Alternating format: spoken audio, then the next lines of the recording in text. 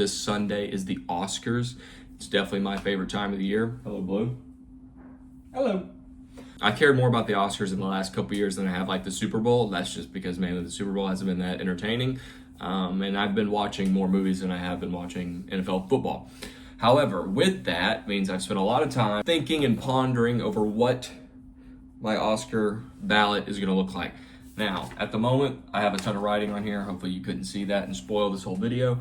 I'm going to talk about what my ballot is, also what I think is going to happen. So basically like my ballot pick and then my prediction.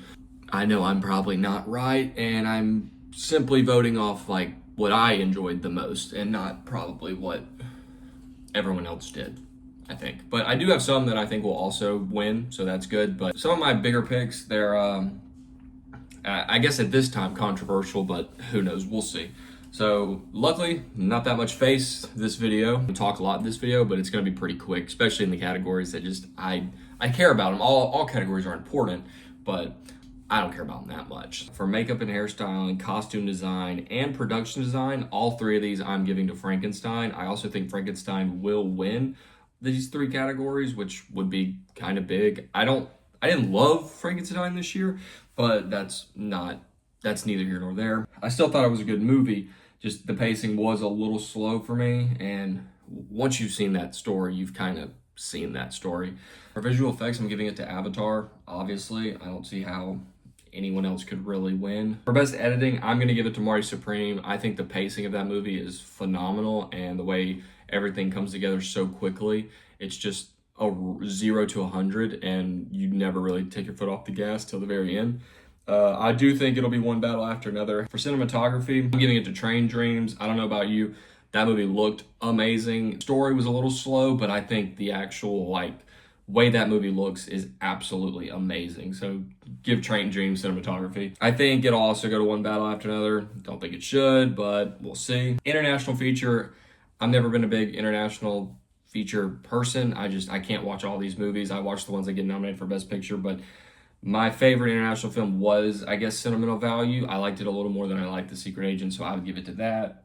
For Best Sound, I'm definitely giving it to F1. Really not much to explain there. Best Score, I'm definitely giving it to Sinners. All the music in that was phenomenal, in my opinion. However, for Best Original Song, I have to give it to Golden. I think that is genuinely one of the best songs I've ever heard in my life. For Best Animated Feature, I'm following up with K-Pop Demon Hunters, of course. I mean, what that movie did on Netflix is ridiculous and is definitely going to be remembered as one of the greatest animated movies we've ever seen. My pick for casting is Sinners. This is the newest category they added. I also think Sinners will win. For Best Director, I'm going to give it to Ryan Coogler for Sinners. I do think the Academy is on a big PTA kick right now. I don't understand it.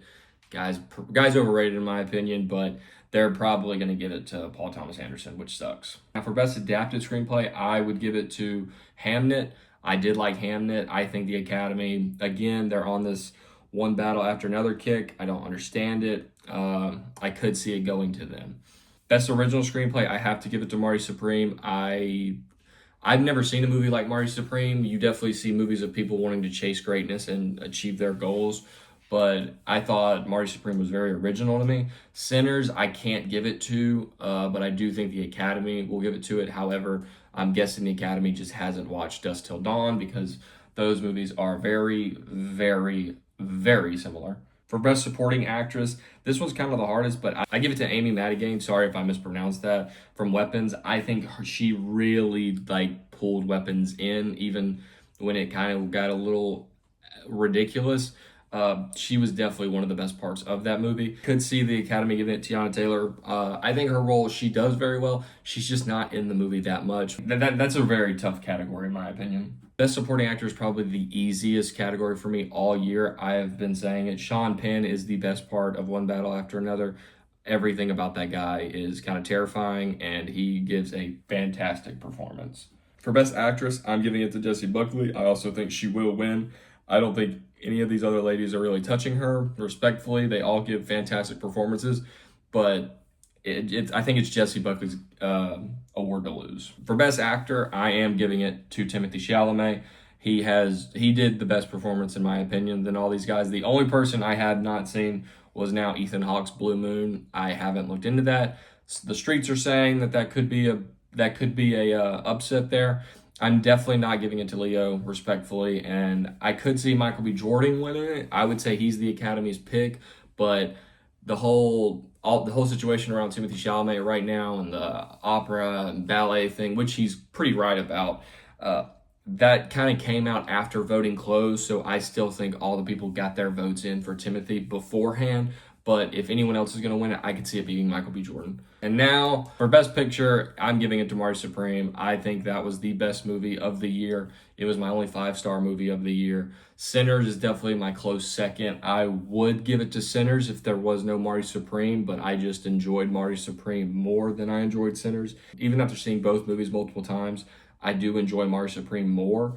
I'm not giving it to one battle after another. I do think the Academy, however, is going to give it to one battle after another. But if I could pick anyone else to give it to, I would love to see Sinners beat one battle after another. I don't think Mari Supreme really has a chance, just because I do think the Academy is going to give it to one battle after another, which I think is kind of just ridiculous. And I think they're just on this big Paul Thomas Anderson kick, and they're telling themselves like it's his time.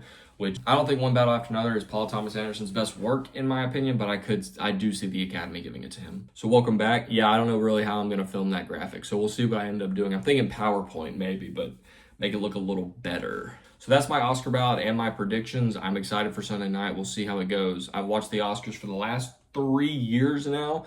I really care the most about Best Picture category. I didn't say all the categories on here, like Best Documentary or Animated Short. There's just some I don't care that much about, and there's always a category or two that I'm just not gonna watch. But for all the big heavy hitters, I think it's gonna be a very entertaining Sunday night. Yeah, we'll see you guys later.